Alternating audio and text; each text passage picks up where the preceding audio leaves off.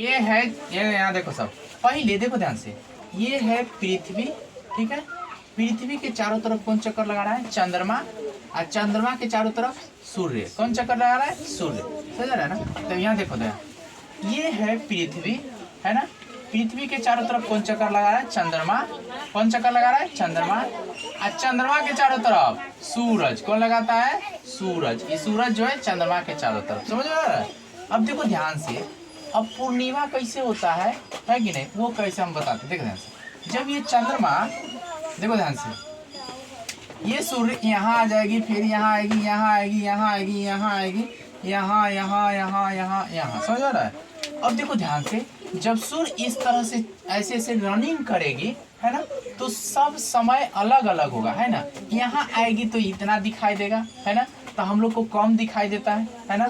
उस समय ज्यादा उजरका दिखाई देगा, ज्यादा करियक्का उजरका ज्यादा और करियक्का कम। तो उसमें हम बोलेंगे अमावस्या का चांद। क्या बोलेंगे? अमावस्या का चांद। महिला से कैसे बताते? देख के कि इस समय क्या है, ज्यादा उज्जर है और कम वाला काला है, तो कौन सा? अमावस्या का चांद। और ज्यादा काला है और थोड़ा सा उज्जर है, तो इसको क्या बोलेंगे? पूर्णिमा। क्या बोलेंगे? पूर्णिमा। तब पूर्णिमा जैसी यहाँ रहेगा, देखो ध्यान से, यहाँ से इस तरह से देखो, कमते जा रहा है ना, कमते जा रहा है, कमते जा रहा है ना।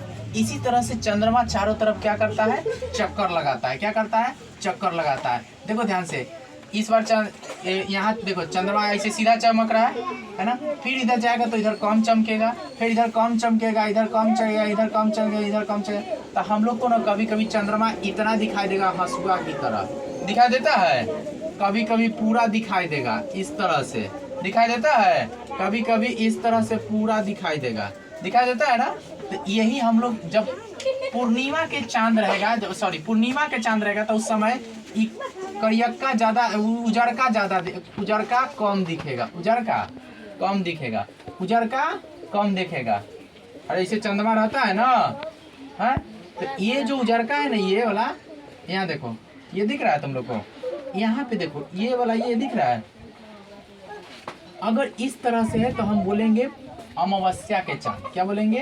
अमावस्या का चांद। समझ रहा है?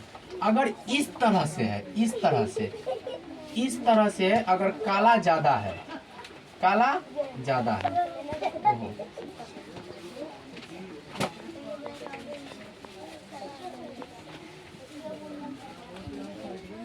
इसको बोलेंगे पूर्णिमा का चांद। क्या बोलेंगे? पूर्णिमा का चांद, इसको अमावस्या का। ये दिख रहा है, इस तरह से चंद्रमा चारों तरफ चक्कर लगाता है, अमावस्या, इसको बोलेंगे शुक्ल कृष्ण पक्ष। क्या बोलेंगे? शुक्ल पक्ष। नीचे वाला क्या बोलेंगे? शुक्ल पक्ष। यही बोलेंगे कृष्ण पक्ष। शुक्ल पक्ष, कृष्ण पक्ष। भारत का संविधान लिखा गया था आज तारीख 26 नवंबर 1949 को, है कि नहीं? 1949।